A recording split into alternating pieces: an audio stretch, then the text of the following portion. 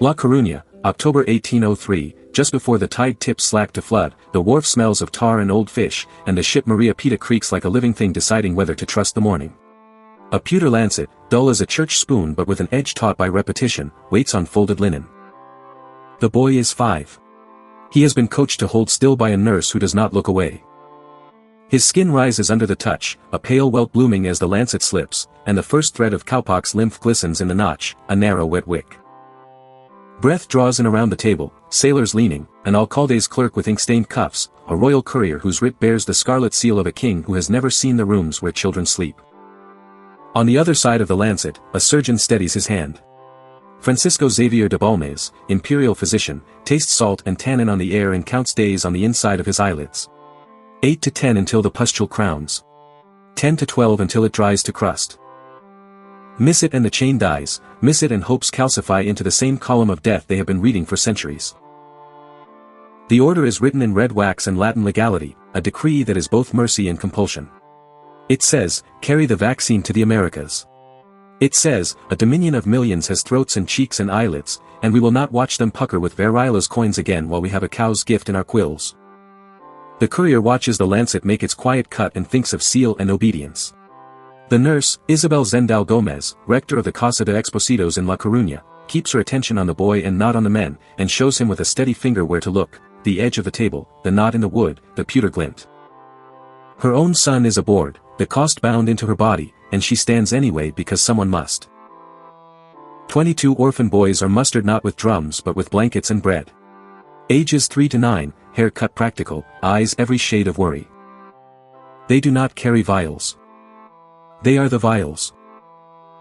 Balmis has read every paper he can find, scraped Latin from Italian journals, French from barreled ink on the docks of Cadiz, English from the enemy that patrols the sea lanes with a clockmaker's boredom. He knows what's at issue, a living chain, arm to arm, every 9 or 10 days, never letting the virus attenuate to a whisper. Keep it talking, keep it moving. The ocean is a desert where glass breaks and ice melts, bodies are the only letters that will not tear in the crossing. On the table next to the lancet sits the other artifact that anchors this war, a heavy seal of red wax that smells faintly of bees and authority. One cuts flesh, the other carves obedience. Medicine and empire, rolled in the same hand. They cast off. The boatswain's call slices the harbor noise, the rope hawsers go limp then tight, and the Maria Pita turns her head to the Atlantic like a mare ready to run. Balmis sets the clock, minds it more fiercely than the hourglass in the captain's binnacle. Day 1, the boy who took the cut touches his arm and watches it redden, curious. Day 2, a ring like a coin, the skin raised and tender. Day 5, the ship rolls and he whimpers in his sleep. Day 8, the pustule swells and domes, ivory as wax and then pearled with milk. Balmis's hands are calm, his heart hammers as if the ship were a drum. He pricks it, lifts the lymph in a quill, and inoculates the next boy, and the chain leaps like a spark to a fresh wick. We begin in this cramped cabin with salt damp in the wood because history does not travel in abstractions, it travels in mess and flesh and ink. If you want to understand an empire, look where it cuts and where it stamps. Listen, the enemy they are sailing to fight is older than any admiral. Its name is Variola Major. Variola Major walks ahead of armies and outpaces saints. Fever first, a furnace behind the eyes. Headache like an iron bar laid across the brow. Then the rash, a map that starts on the tongue and face and runs to the limbs like a messenger brigade. The spots densify, mounds rising, dome pustules each with a navel, each its own small hell.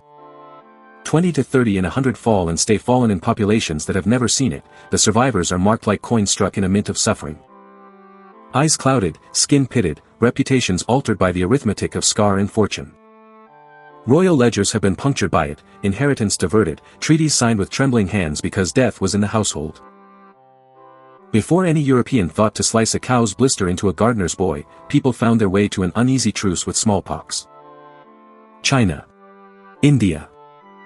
In the 16th and 17th centuries, a handful of scabs dried like brown sugar, blown into the nostril or tucked under a cut in the arm, variolation, coaxing a mild sickness that taught the body to fight a worse one later.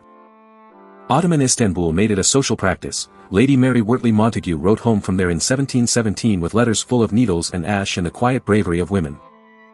She brought it to Britain in 1721, carrying the method across the channel in her own son's skin. credit grudging, skepticism polished and wetted. Cross the ocean again, Boston, the same year, the streets tight with fear and theology.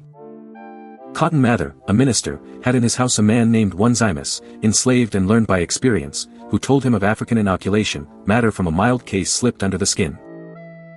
Mather urged a city that liked to hear God in every thunder to hear instead of practical mercy. A physician, Zabdiel Boylston, took the risk on June 26, 1721, and pricked sons and slaves alike while mobs spat scripture and brick. A bomb came through the minister's window at night, glass tinkling like frost, and the note tied to it snarled, "Cotton Mather, you dog," and promised to inoculate him with gunpowder. The pamphlets flew, the sermons burned, the streets had their say. When the smoke settled, the arithmetic remained: those variolated died in far smaller proportion than the uninoculated. But variolation was a needle with 2 points, it worked and it spread the thing it meant to tame. Then, 1796, a small English country practice, a dairymaid's smooth face, and a boy named James Phipps. Edward Jenner took cowpox matter, Vacuna, and pressed it into the arm of an 8-year-old gardener's son, then later tried him against smallpox. The boy did not fall. Jenner wrote in 1798. Physicians grumbled and knocked. But the word vaccine, from the cow, settled like a new coin into the hands of those who had been paying for centuries with their children. Safer than variolation, but fragile as an untended candle. No sealed ampoules, no cold chain except winter itself. Lymph traveled in threads tucked in tin, in quills that might dry on a hot day, in ivory points like expensive toothpicks. If you wanted certainty, you wanted a living pustule. Which is to say, you wanted a person. Spain in 1803 had a problem that looked like a map. Colonies path across the Atlantic and then down the Pacific coast as if God had traced a thready line with a quill.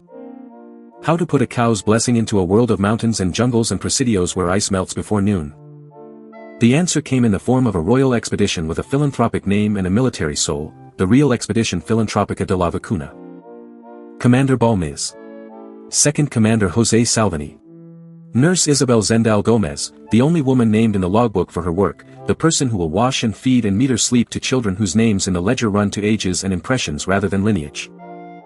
Cargo, not vials, but 22 boys from the Casa de Expositos. This was a logistics war. The plan: inoculate 2 boys. Wait 8 or 9 days. When their arms crest into readiness, harvest and inoculate the next 2, keeping the chain alive all the way to the Canary Islands, then Puerto Rico, then farther, Venezuela, New Granada, Mexico City, where new orphans would be recruited to keep the chain leaping, then Acapulco and across to Manila, and from there to Canton and Macao. At each landfall, split the chain, branch it like an irrigation canal, into provinces and parishes so the pressure of the sea was converted into pressure on the disease where it lived. Think what that requires. Not merely a surgeon's hand but a quartermaster's soul. Goose quills, boiled linen, printed forms with blank lines for names and dates and the priest's affirmation. Manuals in Spanish to teach alcaldes and barberos the prick and the watchfulness, when the pustule is pearled, where to scarify, how to wrap, what to say to mothers. Thread dipped in lymph, tucked into sealed tins with wax that must resist damp and curiosity. And above all, the calendar. The pustule peaks around day 8 to 10. Miss the window and the virus goes quiet, no longer talkative enough to teach. Every tide change, every storm, every blockade becomes an enemy soldier that might make a day into a disaster.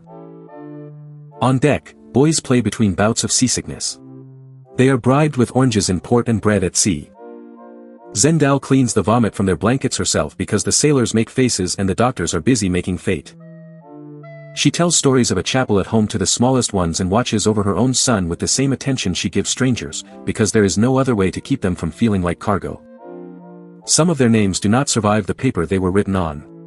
Some are recorded as estimates of age and hair color. But they become the human cold chain that shrinks an ocean. A squall off the Canaries rolls a boy in his sleep and he wakes screaming, arm to the bulkhead, the pustule broken. Panic knifes the air until they see the other arm is still full, a younger boy's welt just past pink, enough to carry them into port.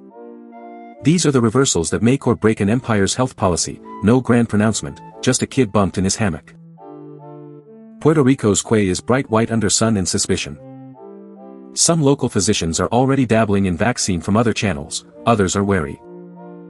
Clerics murmur about a mark upon the flesh that means obedience to a foreign king's decree more than to God. Municipal councils drag their feet, no alcalde desires a crowd corralled and coughing on his watch. Balmis as decree bites, priests and magistrates are ordered to gather villagers, certificates are stamped, the chain extends into humid air heavy with guava and rum. In Venezuela and New Granada, Salvini peels off south with a packet of boys and a case of forms, destined to walk ravines and altiplanos where mules fall and men lose teeth to cold. He will die on that road some years later, lungs eaten by fatigue and the thinness of air, in Cochabamba. Meanwhile, in the north, Balmis continues with his living cargo. British frigates prowl, blockades complicate the straight line into a zigzag of risk. The Spanish crown's flag buys some passage and invites some danger. And yet the chain holds, like a rosary fingered in a storm. In Mexico City, the cathedral bells witness a new kind of procession, mothers with babies whose arms will wear a neat bordered scar within the month. New orphans are conscripted not by whip but by need and decree to sustain the chain across the Pacific. Some of the original boys, now shadowed by the voyage's length, are left in Mexico as apprentices, provisions are made, papers drawn, obligations promised. They will not all find the way back to the damp stone of La Coruña. There is resistance. There is also comedy, cutting and mean. In England, James Gillray's cartoon in 1802, The Cowpox, patients coarsened into human barns, teats and tails sprouting like punishment. The joke does work, fear and ridicule make hands uncertain and sleeves remain rolled down. Rumors shuck facts quickly. In Spanish America, gossip runs that the crown wants to mark bodies like cattle brands, a registry inside the skin. The empire's habit of counting others' bodies weighs on the trust scale like lead. Stand in the war room now, where the artifact of the lancet and the artifact of the wax seal sit like bookends to a strategy manual. The objective is clear, maintain the living line. The clock is merciless, 8 to 10 days per link. The logistics are not romantic, you need quills, you need registries, you need local elites who will obey, you need someone to wash the blankets and sing the boys to sleep. The stakes, land, honor, survival, faith, family. If it fails, smallpox will continue to tattoo its authority on faces from Veracruz to Manila. If it succeeds, an empire will taste a new kind of legitimacy and whisper to itself that it has made death blink. Make no mistake, there is moral cost written in this cargo manifest. Those boys were conscripted as living ampoules. Their mothers, if they had them, were persuaded or paid or overruled. Isabel Zendal herself will not return to Spain. She will remain in Mexico, a historical shadow shaped like a woman who did the unglamorous work of survival and whose name does not appear in the flourish of medals but in the neat, repetitive signatures of care. The genius here is not only pharmaceutical, it is logistical. The turning point is not a laboratory but an idea, that cowpox is portable as a chain, not a thing. Once a state trusts a human relay over glass and ice, the Atlantic becomes narrower and the Pacific is a bridge made of arms. Policy can move a pathogen, steer it, schedule it, stamp and certify its passage. Oceans shrink under the pressure of forms and faith coerced. Listen to the ledger. On the income side, smallpox mortality drops wherever the chain reaches and anchors. In Nueva Granada and New Spain, survivors keep their eyes and their skin returns smooth where it would have been cratered. On the expenditure side, children stand in for machines that do not yet exist, they are fed on ship biscuit and oranges and the promise of apprenticeship. Some never see their birthplaces again. Reputations are spent. Boylston hid for months from Boston mobs, Cotton Mather's name still tastes of powder to those who prefer the comfort of fate. James Phipps, the gardener's son who helped Jenner prove the point, was bled of his fear and then returned to an ordinary life, that ordinariness achieved through an extraordinary exposure, a story with no plaque. Now, step back from the map and the wax seal. Draw the blueprint from the tangle. Time after time a pattern shows its face like a watermark when you tilt the paper to the light. Innovation under pressure. Imperial logistics. Moral compromise. Empires win medical wars when they master supply chains and consent, or when consent is fragile or frozen, they find bodies to stand in for machines. In this case, orphans. Elsewhere, soldiers. Sometimes mothers' arms extended by clergy in smoky parish halls. Always someone's flesh bearing the plan. And the knowledge runs uphill while the blood runs down. From West African inoculators to an enslaved man named Onesimus, to a Boston minister who is hated for knowing what he knows. From Ottoman women with needles and ash to a British lady with letters. From villages in India and China to polite journals in London. The medals and pensions attached to gentlemen, the blisters belong to other people. This is not just science. It is extraction with better manners. Recall the turning point again, now that it has weight. The moment a country decided a human relay was more reliable than glassware, that a ring of pustules could be scheduled with the regularity of a tide table, that policy could become a syringe. When states trust chains of bodies, oceans become canals and distance becomes a mere equation. And yet, it is a victory that plants a seed of doubt under its own triumph. Those who were used remember. Those who were not asked but were touched have their own registry of resentment. Trust is a bank account. This campaign deposited life and withdrew consent without signing the slip.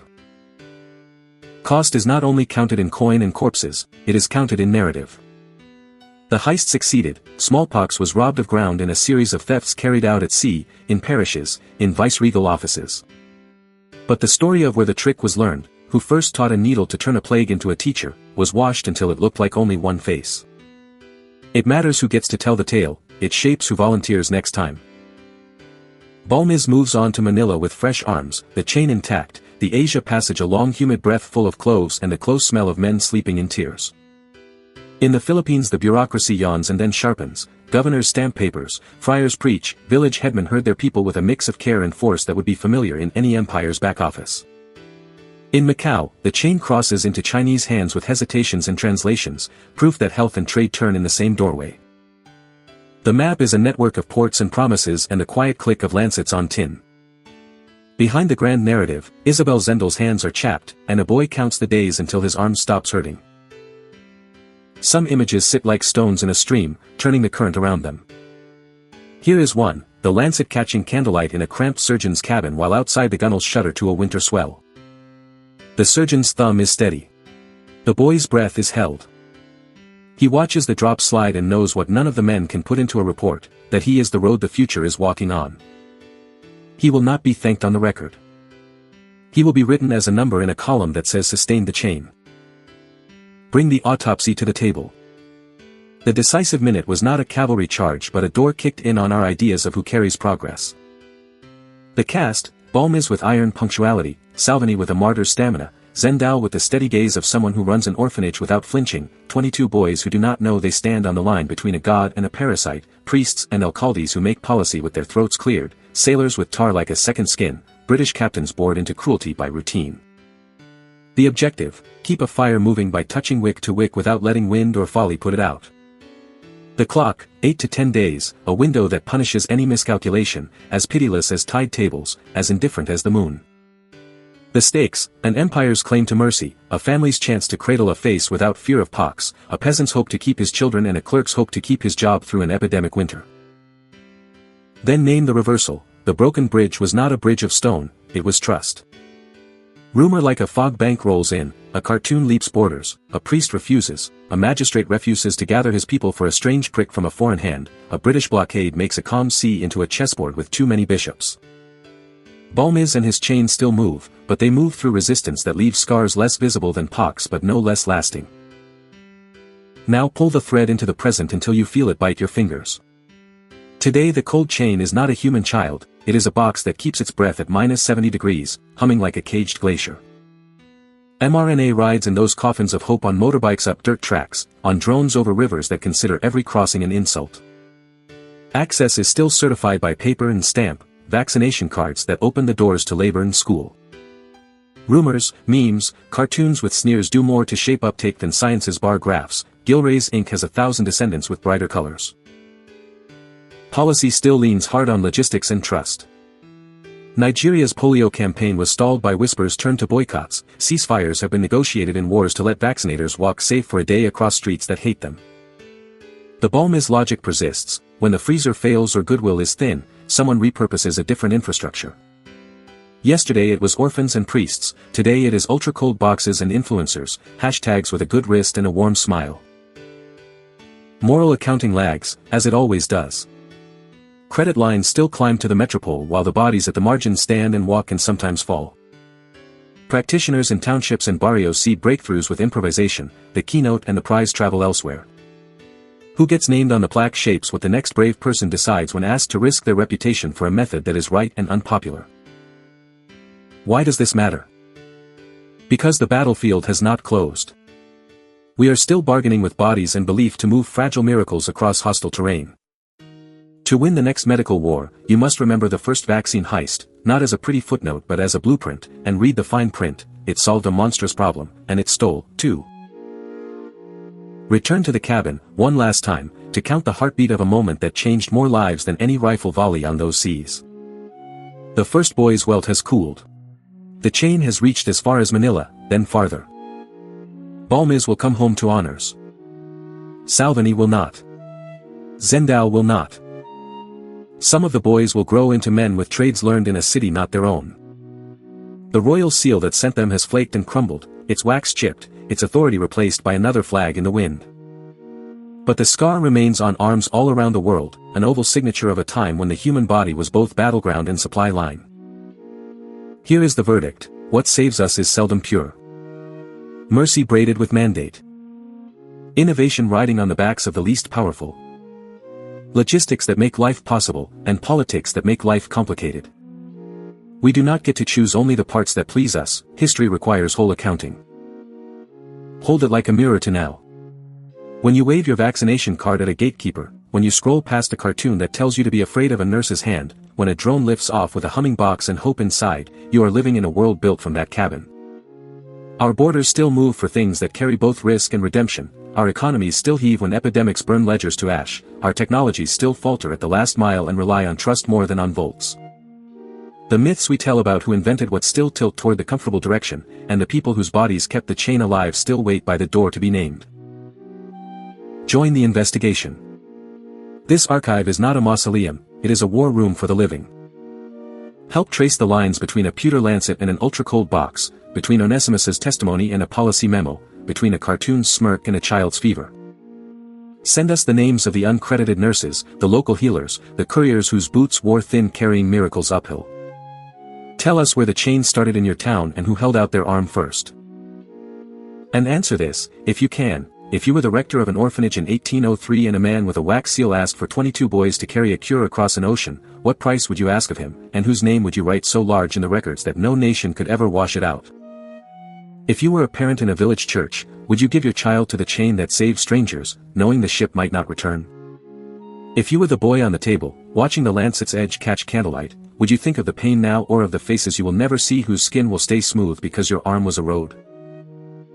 Because this is what we carry forward, a map of scars and signatures and the knowledge that all our victories are collaborations.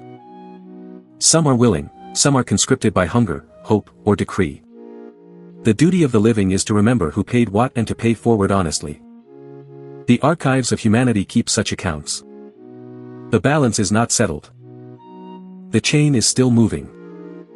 Keep it alive.